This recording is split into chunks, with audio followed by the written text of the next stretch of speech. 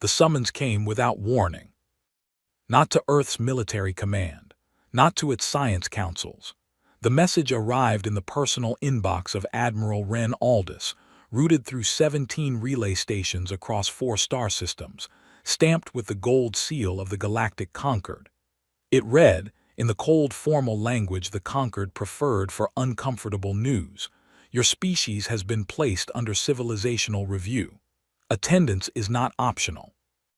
Aldis had read the message 4 times. Then he folded his hands, looked out the porthole of his transit shuttle at the dark between stars, and said nothing for a long time. The Galactic Concord had existed for 600 years. It was built on a simple idea, that advanced species should not fight each other, should share resources, and should rank themselves honestly so that weaker members could receive aid from stronger ones. It was a good idea, in theory. In practice, it was a room full of powerful species who used the rankings to decide who mattered. Earth had joined the Concord 40 years ago. They came in ranked 28th of 30 species. Since then, 4 new species had joined. Earth was now ranked 31st of 34. The direction of travel was not encouraging. The Concord station hung in the space between 2 dead stars, a sprawling structure built by the Dryathi hegemony 3 centuries ago and never allowed to be redesigned by anyone else. It was all sweeping curves and iridescent panels, beautiful in the way that things built to impress are always beautiful. The docking bay assigned to Earth's shuttle was near the service corridors. Aldis noticed that. He always noticed things like that.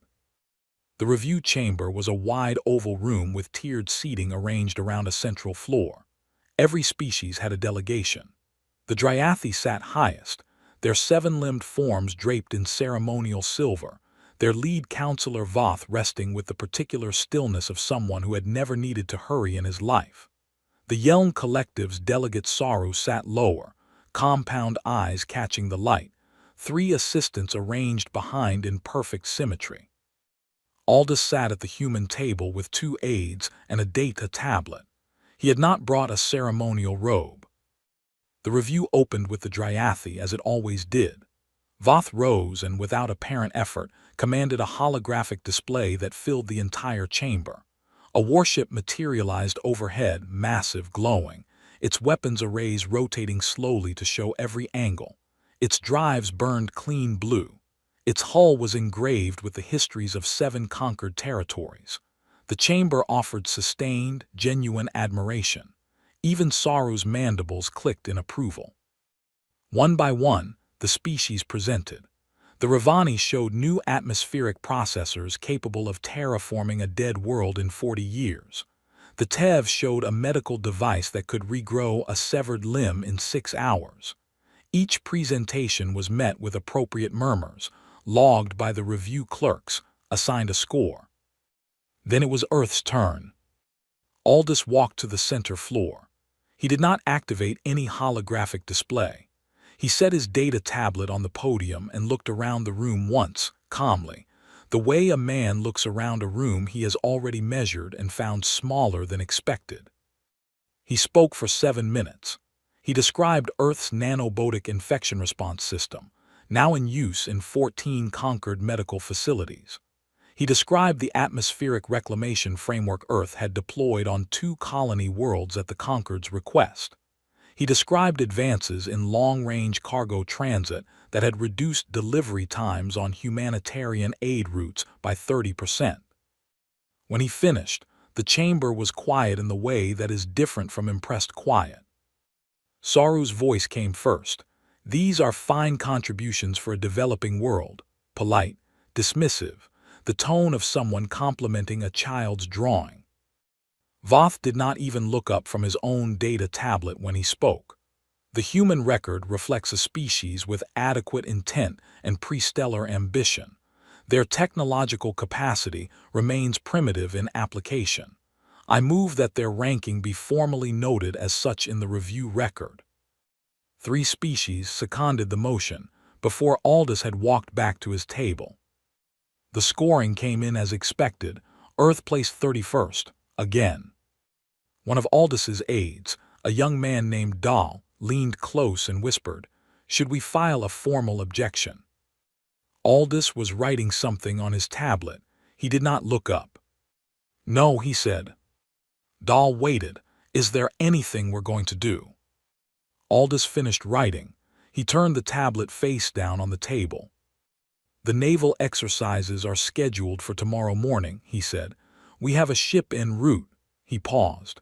"I have asked Captain Solis to arrive." Dahl blinked. "The Phantom Tide here." It seemed like a good time for an introduction. Across the room, Voth was already speaking with two other delegations, his back to the human table, the review apparently concluded to his satisfaction. Saru had returned to his notes. The chamber was moving on. Aldous picked up his water glass, took a slow drink, and watched the room with the patient eyes of a man who had spent 40 years learning exactly when to speak and exactly when to let the silence do the work for him. Tomorrow, he thought, would be very interesting. Outside the station, in the dark between the dead stars, nothing moved. No running lights, no drive exhaust, no sensor return. The Phantom Tide had been holding position for 6 hours already.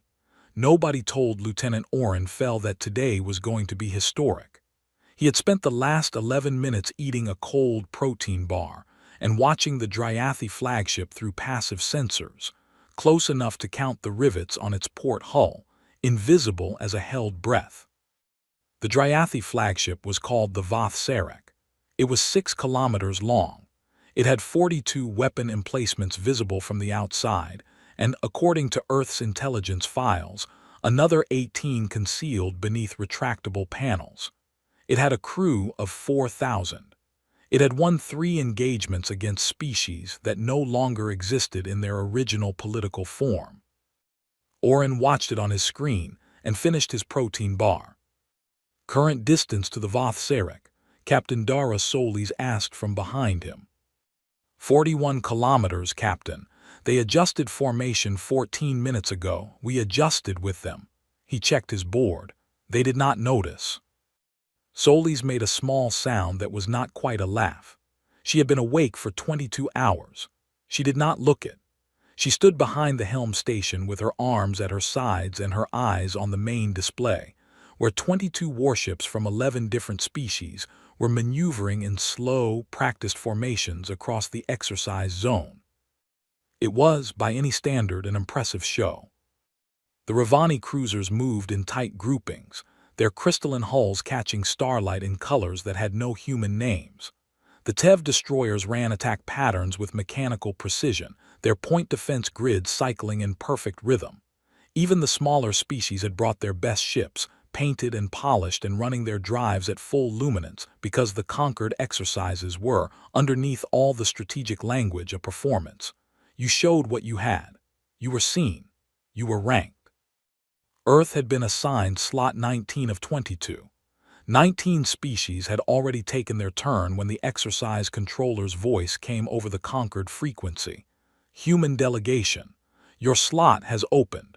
Please bring your vessel to the exercise entry point at bearing 045. Silence answered. On the observation gallery of the Voth Sarek, Counselor Voth turned to his aide and said something brief. The aide recorded it in the formal log as, "Human vessel has failed to appear at designated time, consistent with prior performance assessments." The exercise controller tried again. "UES vessel, please confirm your position and entry heading." Silence. Inside the Phantom Tide, Oren Fell watched his passive sensor readout cycle through its sweep. Every ship in the exercise zone was painted in bright detail on his screen. Their drives, their heat signatures, their electromagnetic outputs, all of it was there, clean and clear, cataloged without sending a single active ping. The Phantom Tide sensors received everything and sent back nothing. Chief Engineer Lyra Haas appeared on the internal comm from the engineering deck. Her hair was tied back with what appeared to be a piece of insulated wire. "Captain, hull integrity on the absorption layer is sitting at 99.3. The resonance dampers are running cold. We are," She paused for effect. Extremely not there. Good, Soli said. The Dryathi ran 3 active sweeps in the last 8 minutes, Lyra continued. High band, mid band. And 1 gravimetric pulse. The gravimetric was creative. I gave it a point for creativity. It found nothing. Also good. Delegate Saru's voice came over the Concord General channel. He had apparently borrowed the exercise controller's open frequency without asking, which said something about how seriously the Yeln took communications protocol. I wish to formally note for the record that the human vessel's absence represents a material failure of their exercise commitment. This should be reflected in the review scores. 2 other species seconded this within 30 seconds. Admiral Aldous, watching from the station's observation room, clasped his hands behind his back and looked at the exercise zone feed. His aide Dahl stood beside him, slightly rigid with the effort of keeping his face neutral. Should I contact the ship? Dahl asked. No need, Aldous said. The Concord is formally nodding their absence. Let them. Dahl's jaw moved slightly. Sir, they're going to lower the score. Dahl, Aldous said, without looking away from the feed, in about 4 minutes the score is going to become irrelevant. On the Phantom Tide, the passive board lit with a minor anomaly. A Yelm frigate had swept a new sensor type through the zone, tighter band than the others, tuned to detect microgravity displacement. It was a smart approach. It grazed the edge of the Phantom Tide's position signature. Lyra's voice came over calm, unbothered. They got a ghost, half a reading, it's already gone. They'll think it's instrument noise. Oren checked the frigate's behavior. It had not changed course. No alert signals. After 12 seconds, it resumed its standard sweep pattern. Solis looked at the chronometer above the main display. Slot 19 had been open for 9 minutes. The exercise controller had stopped calling. The Concord log had formally noted Earth as absent. Voth had made 2 additional comments, both recorded. She walked to the center of the bridge. She looked at Oren. She looked at Lyra's face on the comm screen, already grinning. She looked at the 22 warships painted across her passive sensors, every one of them unaware. Lyra, she said. Captain Decloaked. There is a particular kind of silence that happens when something impossible occurs in front of people who have spent their entire lives being certain about what is possible. It is not the silence of awe. It is not the silence of fear. It is the silence of a mind trying to reload. That silence lasted exactly 6 seconds across every ship in the exercise zone. Then every alert board in the Concord fleet lit up at once. The ship that appeared was not large. That was the first strange thing. The gathered species had expected that a vessel capable of evading their sensors for nearly 10 minutes must be a massive structure, something so big it bent space around it, something that required tremendous power to hide. Instead, the Phantom Tide sat in the space between the Dryathi flagship and a Ravani cruiser, and was approximately the size of a heavy patrol vessel. It was dark. Not painted dark, dark in the way that something is dark when it does not reflect. Its hull had the quality of a hole cut in the starfield rather than a ship sitting inside it. It had no running lights. It had no visible drive exhaust. It had no markings that sensor sweeps could resolve into a registry number. Commander Pel Avros of the Dryathi warship Kethoran was the first to attempt targeting lock. His weapons officer ran the acquisition sequence 3 times. Each time, the lock beam scattered across the hull and returned nothing coherent, not a jamming signal, not interference, simply nothing, as if the surface of the ship refused to have an opinion about being scanned. Hull classification, Avros demanded. Unknown, his weapons officer said. Registry trace negative, heat signature minimal, drive signature none detected. It has no drive. It has no drive signature, the weapons officer corrected carefully. It is clearly not stationary. It simply does not produce a signal we can read. Avros tried to hail the vessel. He used the standard Concord frequency. He used the Dryathi military channel. He used the universal emergency band. Each hail went out. Nothing came back. On the observation gallery of the Voth Sarek, Counselor Voth stood very still. His 7 limbs had arranged themselves into the posture that his species held when processing something that conflicted with a deeply held belief.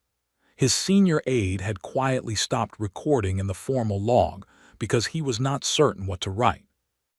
Delegate Saru, watching from a Yeln observation vessel, had said nothing since the ship appeared. His compound eyes were fixed on the visual feed. One of his assistants touched his arm to get his attention, and Saru moved the arm away without looking at them.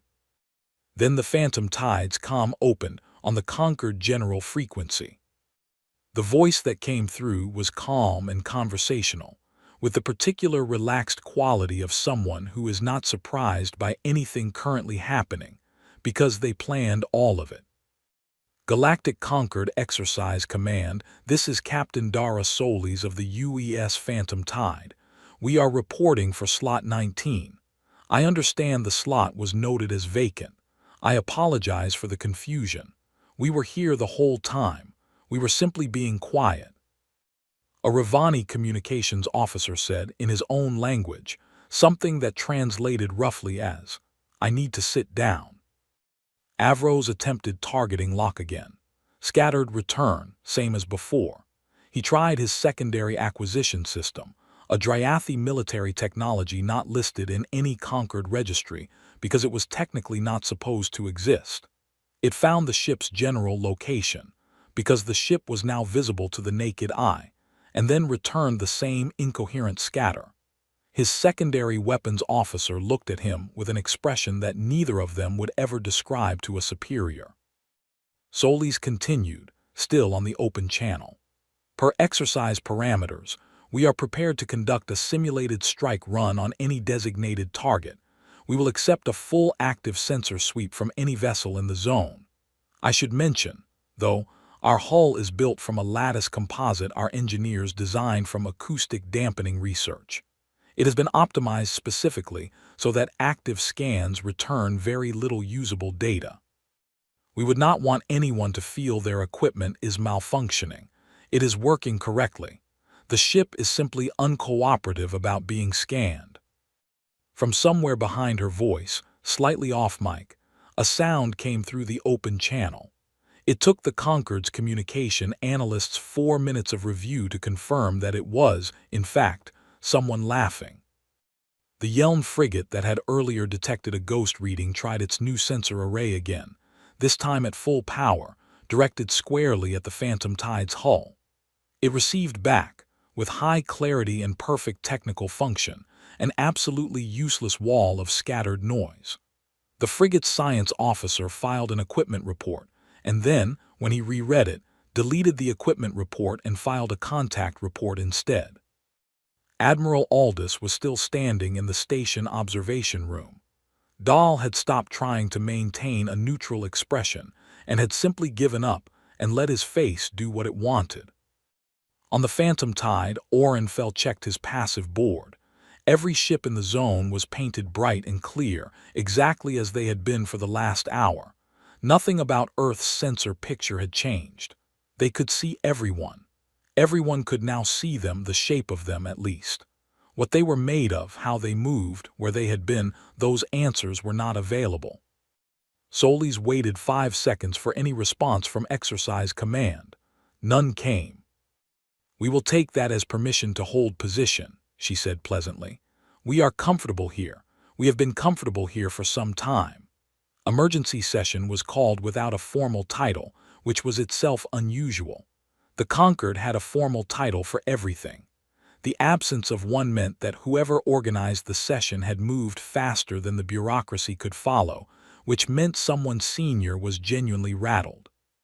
41 species delegates filed into the secondary chamber. Some of them had been pulled from meals. Voth arrived last and sat without acknowledging anyone. He looked like a very old, very certain creature who had recently been asked to reconsider something he had considered settled for decades. Director Halen, the Concord's chief of military affairs, opened the session. She was Ravani, tall, gray-skinned, with the deliberate vocal cadence of someone who had run difficult meetings before and intended to run this one the same way. She stated the facts. A human vessel had been present in the exercise zone for an unknown period of time prior to decloaking. It had not been detected by any ship, any station, or any sensor array operating in that zone. Full stop. Voth spoke before she finished. This is a provocation. A military vessel concealed itself among conquered ships without permission or prior declaration. This is an act of hostile intent and should be treated as such. Aldous was sitting at the human table. He waited for Voth to finish, then laid a single document on the table in front of him and pushed it gently toward the center clerk. The exercise parameters, as filed by the Dryathi Hegemony's own logistics team 14 weeks ago. They require each species to bring a vessel to the exercise zone. They do not specify that the vessel must announce its position before the exercise begins. Every parameter was met. Every rule was followed. Voth's 7 limbs shifted. He looked at his own aide. The aide, after a brief search, nodded very slightly. The rule had indeed not required prior position announcement. The Dryathi had written those parameters themselves, 3 centuries ago, for exercises in which a ship not visible on sensors was simply not a category that needed to be considered. Delegate Saru set down his stylus. "How long have you had this technology?" Aldous looked at him. "Long enough that the more important question," he said, "is what else we have not shown you." The room went quiet in a way it had not gone quiet before, not even when the ship first appeared. Director Halen moved to the technical question with the focus of someone choosing to be useful instead of afraid. "We would like to understand the basic principle of the system, not the specifications, the mechanism." Captain Solis appeared on the screen at the front of the chamber. She had not changed clothes from the exercise. She spoke in plain language, without condescension, with the particular clarity of an engineer who has explained something many times and found that simpler is always better. The hull material, she said, was not a rare element. It was not mined from an exotic location. It was a geometric structure, a lattice, like a very precise arrangement of tiles, built from materials that were available in every conquered member's supply catalog. The innovation was the geometry. The shape of the lattice at the molecular scale caused incoming sensor signals, electromagnetic, thermal, gravimetric, to scatter inward rather than reflect outward. The ship absorbed the scan rather than answering it. The drive system was separate. It used a resonance damping chamber that canceled its own output across every detectable spectrum before the signal could leave the hull. No exhaust, no thermal bloom, no gravitational wake. The drive worked. The evidence of the drive working did not escape the ship. Saru spoke carefully. "Where did this come from? Which military program?" Lyra Haas appeared briefly in the corner of the screen behind Solis, leaning in, unable to help herself. "It came from an underwater sound research program. Earth uses large, water-based vessels that needed to move without being heard. We spent about 120 years getting very good at that. Then we asked whether the same principle worked in space. It took about 15 more years to find out that it did." "Silence," Voth said, after a long pause. "You derived a military stealth system from a civilian marine engineering project." "We derived it from physics," Solis said. "The military application was secondary." Saru picked up his stylus again and then set it back down. He said, with the slow precision of someone choosing words in a language not built for the idea he was expressing, "The papers were published." Aldous nodded. 14 years of peer-reviewed research, all of it submitted to the Concord Science Exchange under standard open access terms. Materials geometry, resonance damping theory, composite fabrication methods, every component paper, publicly available. The Ravani junior delegate said very quietly, "We received those papers." Most of you did, Aldous agreed. They were filed under acoustic engineering and materials science, civilian research categories. The chamber stayed quiet. Director Halen called a 10-minute recess. In the corridor outside, she walked directly to where Aldous stood by a window looking out at the dark between the dead stars. "We owe Earth an apology," she said. "We would prefer a reevaluation," he replied. She considered this for a moment. "Those are not mutually exclusive." "No," he agreed, "they are not." Inside the chamber, Saru sat alone at his delegation table. His 3 assistants had stepped away. He had one of the 14-year-old materials research papers open on his screen, a paper on molecular lattice geometry he had received, logged, and never opened. He was reading it now with the slow, careful attention of someone arriving very late to something that had been waiting patiently for them all along. The delegation that came aboard the Phantom Tide brought sensors. This was expected. Solis had discussed it with Aldous the night before, over a comm channel that was itself routed through 3 encryption layers the Concord did not know Earth used. The Concord would send people who wanted to see the ship, and those people would bring equipment to measure and record what they saw. That was fine. The tour had been planned accordingly. There were rooms they would enter and rooms they would not. 6 delegates arrived at the docking hatch. Saru came in person, which was unexpected. Yeln delegates rarely boarded foreign vessels, something about atmospheric concerns that had more to do with culture than chemistry. He had left his 3 assistants on the shuttle. He carried his own small sensor kit, handheld, old model, the kind a researcher uses rather than a weapons officer. There was also a young Ravani scientist named Aval, the delegation's technical observer. Young for a Ravani meant approximately 90 years old. She moved through the docking corridor with her eyes already cataloging everything before she had said a word. Lyra Haas met them at the hatch. She was wearing her standard engineering coveralls with a patch on the left shoulder from a now-defunct submarine firm. She had apparently not thought to change. The first stop was the hull interior.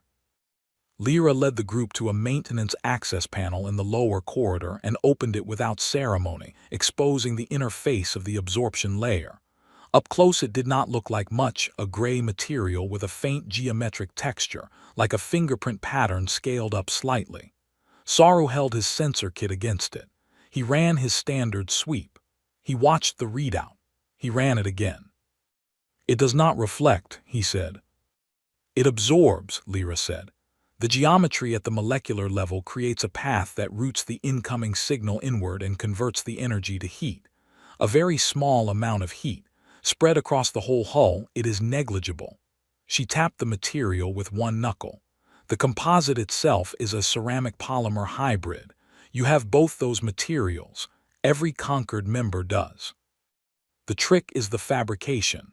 The lattice has to be grown in a specific sequence, or the geometry collapses at the nanoscale, and you end up with a hull that is merely dark-colored rather than genuinely non-reflective." Saru looked at the material for a long time. The Yelm Collective has 17 research stations working on sensor-resistant materials. "I know," Lyra said. "I read your published work. You are approaching it from the element side, looking for a material with the right properties. We approached it from the structure side. Same goal, different entry point." Aval, who had been making notes rapidly since she boarded, looked up. "How long did the structure approach take?" "From the first correct lattice geometry to a hull panel that worked at full scale, about 9 years, Lyra said. "We broke a lot of test panels. My predecessor's predecessor started this project. I finished it."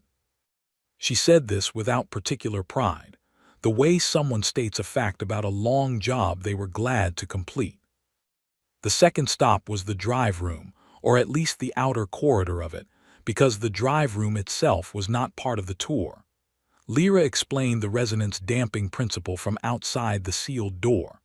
She used a small personal speaker as a demonstration, played a sound, then played the inverted waveform at the same time, and showed the silence that resulted.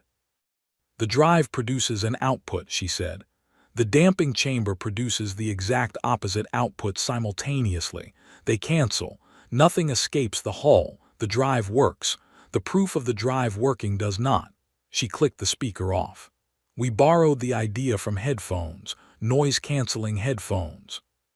A technology Earth has had for about 80 years. Aval stopped writing. She stared at Lyra. Headphones, Aval said. Personal audio devices, Lyra confirmed. Very comfortable, good for long shifts. Saru set down his sensor kit on a corridor bench and sat beside it.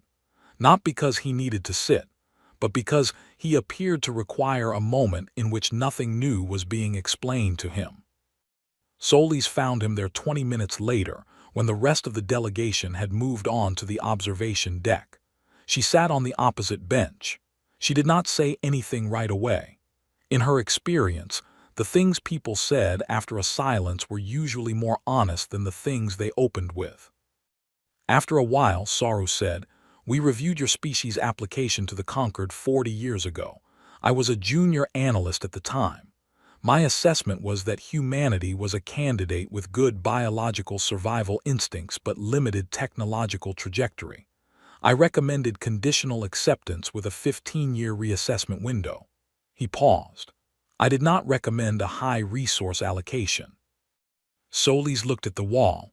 "I know, the report is in the record." "I was very confident," Saru said. "You were working with the information you had." "We had your published papers," he said. "I did not read them." There was no accusation in how Solis received this. She simply nodded. Aval appeared at the corridor junction, looking for them. Her notes screen was full. Her expression had the particular open quality of someone who has had a good day in the way that scientists mean when they say a day was good. Everything she thought she knew had been reorganized, and there was more room now than there had been before. She looked at both of them and said simply, "You were never primitive." Solis glanced at her. "No," she said. "We were not." She thought about it for a moment. "We were just not in a hurry to explain ourselves to people who had already made up their minds." The closing ceremony of the review of civilizational standing had not been rescheduled in 600 years. It always happened on the third day after the naval exercises, in the main assembly hall, with full attendance required, and the ranking board displayed on the primary screen for every delegation to see at once. This year, the ranking board was not ready when the session opened. Director Halen stood at the podium and announced that a revision was in progress and that the session would begin with general proceedings while the final rankings were confirmed. Several delegates looked at each other. General proceedings was not a category that existed in the standard agenda. Voth arrived late. He sat without speaking to his aides. The chamber was different from 3 days ago in a way that was difficult to name precisely. The species that had changed seats to be closer to the human delegation, the Ravani, the Tev, a small fluid-bodied collective called the Marin who had never previously engaged directly with Earth's table, that had not happened at the last review. Saru was sitting in his standard position, but his posture had changed. He was not leaning back. Aldous sat beside Solis, who was attending as a named representative for the first time in her career. She wore her uniform without decoration. She had declined the formal delegate sash that was technically appropriate for the occasion. Director Halen spoke for 7 minutes. She covered the events of the exercise in formal, precise language. She noted the technical disclosure sessions. She noted the collaborative discussions that had followed. She noted, in the careful tone of a senior administrator acknowledging something the institution had done badly, that the Concord standard review parameters had not been designed to account for a species whose primary innovation pathway ran through civilian and scientific research rather than military development. She did not use the word failure. She used the phrase structural gap. Then she announced that the council had, by majority vote in a closed session the previous evening, created a new designation. Voth's limbs shifted. The designation was Sovereign Research and Development Partner. It carried full voting rights in all Concord sessions. It included priority access to Concord's scientific exchange programs, shared resource networks, and development funding. It also included a specific clause, proposed by the Ravani and seconded by the Yelm, that a species holding this designation was not required to submit full military or technical specifications for ranking purposes if disclosure would create strategic instability in the Concord member balance. This was, in practical terms, a category that had been constructed specifically to accommodate what Earth was. Voth objected. His objection was formal, well-worded, and cited 6 different Concord precedents. It was also outvoted, not narrowly, by 26 of the 34 member species. 3 of those 26 had never previously voted against the Dryathi on a military affairs matter. Voth noted this on his data tablet. He did not show his face doing it. Aldous was invited to give Earth's statement. He stood. He did not use notes. He said that humanity was grateful for the designation. He said that Earth had joined the Concord 40 years ago as a small species with no allies and no guarantee that goodwill alone would protect them if something went wrong. They had shared their medical and environmental work freely. They had cooperated with every Concord initiative they were invited to join. And they had quietly kept building, because hope was not a security policy, and a species that showed all its cards at once was a species that trusted everyone equally before that trust was established.